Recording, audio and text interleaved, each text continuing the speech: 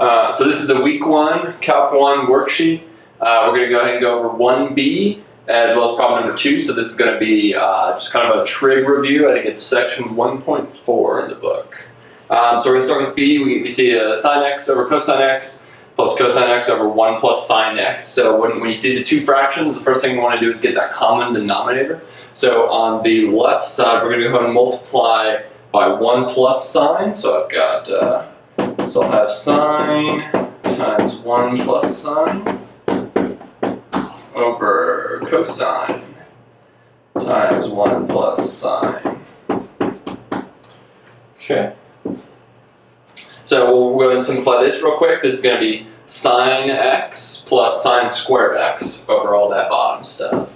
So sine x plus sine squared x over all that stuff. So it's going to be cosine of x 1 plus sine of x. Okay. So now we're just going to get the common denominator on the other side, which is going to be multiplied by cosine. So we can see right now that on the top we're going to have a cosine times a cosine. So I'm going to throw that right up here. So it's going to be a plus cosine squared. And when we multiply by cosine, we get the same denominator, which is what we want. And so when you add those fractions, just remember that denominator stays the same. So I just add this on the end. So what I see here now is I see a cosine squared plus sine squared. So it's going to give me a 1. So I've got 1 plus sine x on the top. Leave everything on the bottom, so that's cosine x times 1 plus sine x. So now, since this quantity 1 times sine x on the top is being multiplied by just 1, and on the bottom it's being multiplied by the cosine, so I can put parentheses around this, and I can put a 1 over here, right? So it's just being multiplied by 1. Since it's grouped together, I can take the whole thing out, so the 1 plus sine x over 1 plus sine x. So that's going to leave me with 1 over cosine, and we know 1 over cosine is going to be secant of x. Okay, so secant of x is what you're looking for on that one. We're going to go over number 2 now. So what's going to happen here is we want to show that this equation is true. So we're going to show one side, and we'll go ahead and show the other side. So we're going to get this side equaling something, and hopefully this side equals that same thing. So we're going to look at here, we're going to change any secants. We'll start with the left side, change any secants, cosecants, cotangents, tangents into sines and cosines.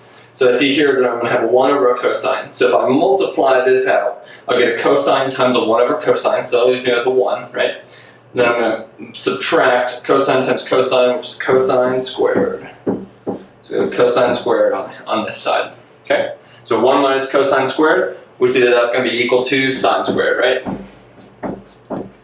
Check that, because if I add a cosine squared over, then I get sine squared plus cosine squared is 1, which we know is true.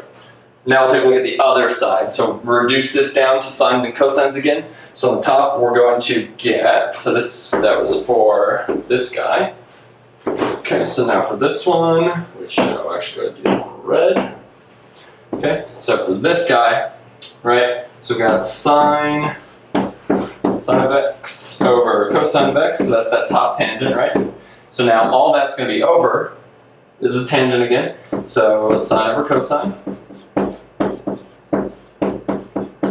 plus a cotangent, which is a cosine over sine. Okay. So now what we're going to do real quick is, again, remember, so we've got two fractions on the bottom here, we need to add them together. So we get the common denominator, multiply this side by sine over sine, multiply this side by cosine over cosine. So leave the sine over cosine on top. So we've got a sine over cosine on top still. This is going to be a sine squared plus a cosine squared. And that's going to be over the common denominator, which was cosine times sine. So cosine times sine. Okay. So now I can see, leave this stuff on top for now. So we got sine over cosine again.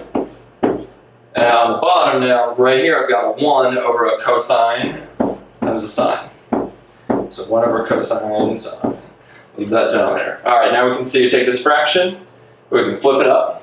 Okay, so then we've got a cosine and a sine on top, and this other sine, and then a cosine on the bottom. So you can see that so I'll get the cosine times the sine squared over a cosine Leaves me just with sine squared, which is what we had over here.